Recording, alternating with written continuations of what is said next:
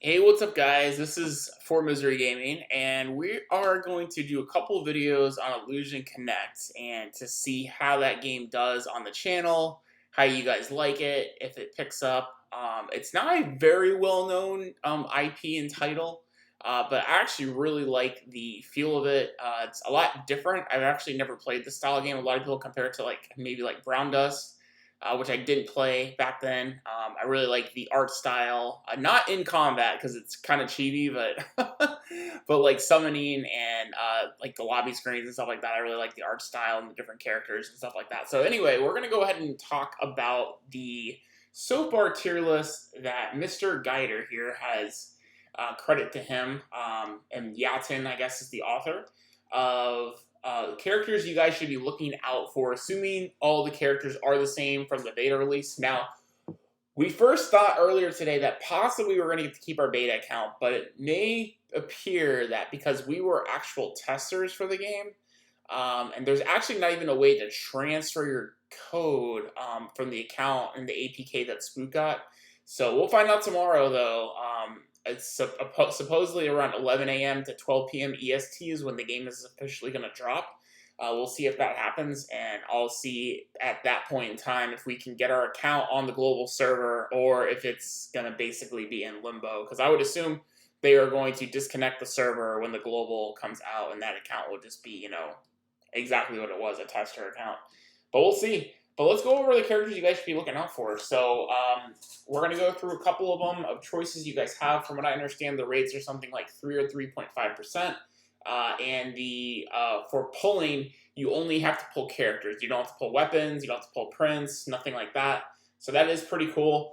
I'm not sure how many dupes you need. I'll figure that out once I get into the game. But I believe there is a dupe system because you see here there is a SSR and then 3-star, and I believe you go up to like 5 or 6-star, which I would assume you have to get shards or you have to pull dupes, something along those lines, which you guys are familiar for, and hero collectors. But anyway, so probably the number one character that a lot of people are going to be looking out for is going to be Miyuki. Miyuki is one of the best attackers in the game, plays a vital role in combat by inflicting numerous amount of damage on enemies. She's an SSR grade spell class character that excels in causing damage to enemies and possesses AoE and single target damage skills. From what I understand, from what I heard, is that she is more king of AoE, but overall, it seems like she's the overall number one utility overall character to pull for to try to start with, just because of typically DPS is something you really want to look out for. So she's definitely probably the number one target. Going next, we're going to go into Kasumi. Kasumi is an SSS grade attack class character in the game with abilities that cause damage to single target enemies or in an enemy column. So this is, why he probably is a little bit less is because he's restricted to column attacks and single target attacks. Kasumi can steal all enemy invincibility and shield effects. So what is cool about him is because he's basically a stripper. So that is pretty cool utility that he has. So if you want more of a a debuffing mechanic with your DPSer, then he's a good unit to look out for. I probably would not go for an account with both of these because they do very similar roles. While Miyuki can't strip, I would still try to get something else like a tanker or a healer, some kind of support character to go with your Miyuki if possible when you're rerolling, if you're looking to get a 2 SSR start. Next, we go into Phoebe, is a light class SSR character. She can revive, rebirth after elimination, also reduce target's defense, and inflict a decent amount of damage on enemies. So this would be more of a character I could possibly see because she has revive and a debuff. It seems like she is still a kind of a DPS class. I guess kind of like a hybrid debuffer DPS class is what it looks like. Because it seems like these are all the DPS character it looks like here. So that's who I would go. Decent pickup here for Phoebe as well. She seems pretty unique. Go to Enforcers. The Enforcers are actually 3 characters, count as 1 unit, but fight together. Excels in inflicting damage on a single enemy. Possesses taunt effect. And they classify that as A+ to S tier. So they don't say if it's an SSR or not character, so unsure of that. But kind of interesting, but probably not something I would aim for, to be honest. So Ritonia is a sorcerer SSR character. And remember, SSRs are the highest grade characters. So you have SSR, SRs, and rares, I believe. She's an AoE massive damage power. Probably would skip on this just simply because Miyuki is just better. It seems overall from what their analysis is here. And then Anna, we have an SSR healer character, so it's one of the best healers in Illusion Connect, and it can heal allies with her unique abilities. So far, she's the only healer we come across that's an SSR. So could make sense to try to get an account with Anna and with Miyuki. That seems like a pretty good account. Then next we have Kira. Kira is a guardian tank, granting shields to allies. Obviously a tank style character, and is an SSR. Then we have Nicola, Sorcerer SSR, well known for inflicting high amount of damage to enemies. Then they don't really go into detail S to S+, so another possibility of maybe another reroll since it's a sorcerer magic type character. Then you have Gakaku, if I'm pronouncing that right. It looks like she summons Fox Spirit, inflict damage to the enemies. Looks like she's an AoE, so they're ranking her as S. So probably not your main target, but maybe a good, if you got your Miyuki or whoever your main target is, maybe a good secondary SSR to start the game with. Then we have Vivian, which appears 6 times energy points are deducted from the next partner to appear. Other skills do damage and increase defense. So she's kind of got a little bit of I guess it looks like she's kind of like a support role. So maybe an interesting second character to get, since she does defense buffing. It doesn't say here from her, just as class is light, doesn't say that she is a tank or anything like that. But it didn't say here, class sorcerer. Okay, this is a guardian tank, so her class is a light character. So I guess light is more based on buff still. Like I said, I'm still kind of new to the game, so I don't know everything. I just wanted to kind of go over the tier list with you guys. Then we have Yuffie, which is a class sorcerer. It is a class sorcerer, energy 14, main skills AoE S+, so another great character to look for. Then we have Selena, which is the tank. So what I heard, she is the best tank in the game. That they confirm that here. Protects the leader by healing and granting a shield. So this seems super strong.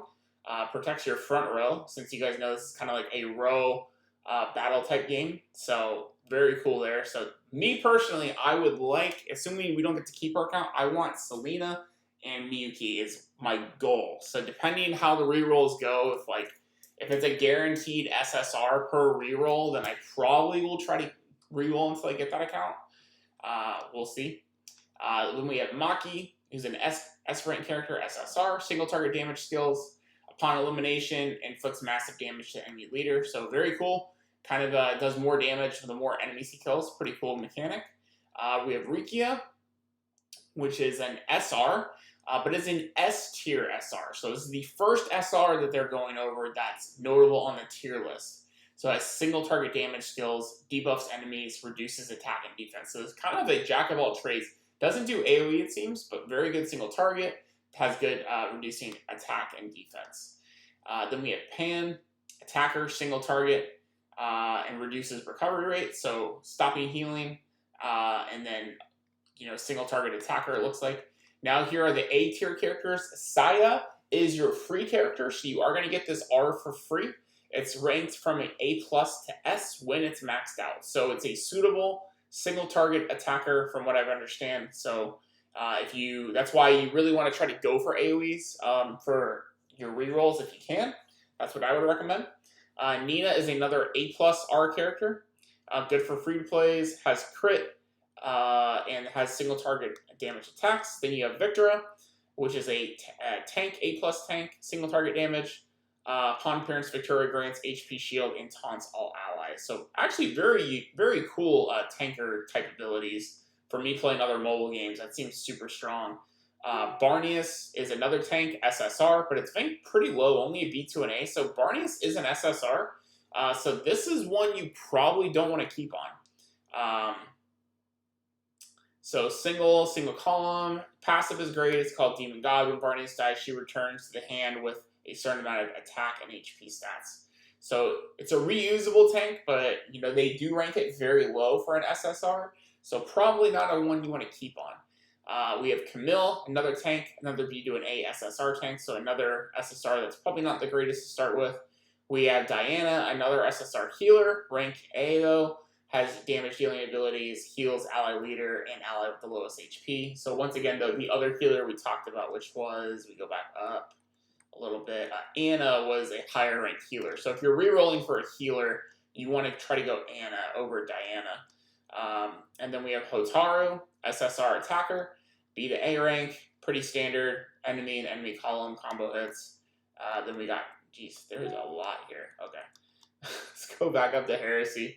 SSR attacker, AoE damage upon appearance, single damage target, single targets, A to A plus. And I'm kind of going to stop there just because it's pretty much all A to A pluses. There's nothing S that doesn't look like here anymore. There's another S tier, then I'll go for it, but and then there's B tier characters. So yeah, that's pretty much where I'm going to stop the video. So basically, in a nutshell, I think that overall the #1 character to reroll for is Miyuki. Overall for your account, but if you get like, let's say you get like Kasumi and Anna, then I probably would keep that, or like a Kasumi and a where was it? Selena, that's probably a really good keep. My goal is to either keep on a healer in DPS, AoE DPS, or a AoE DPS and tank. So I'm probably going to reroll till I get that, assuming we can't keep our account, which I don't think we will, but we'll see what happens tomorrow. But anyway, that's going to be the video, guys. Let me know if you guys are looking to play this game. We will be doing a reroll guide, how you reroll. Regardless if we do get our account back, I'll still do a reroll guide video, how it works, and what you guys can expect for rerolling, how many SSRs you guys should be getting, all that kind of good stuff. And then we already did kind of a first impression, so once I unlock all the modes, I'll probably do a more in-depth like overview of the game, of what to expect. But from what I understand, it's pretty low time commitment. It's not a, you know, obscenely time hog game like Genshin Impact or 7 Deadly Sins or Epic 7. So hopefully this is a game I can play, you know, on and off and have some fun with. So kind of excited to step into this tomorrow, and we'll see what happens with it. So if you guys did enjoy today's video, make sure you guys leave a like down below, hit subscribe as well, and ring that bell, and we'll see you guys in the next video. Peace out, guys.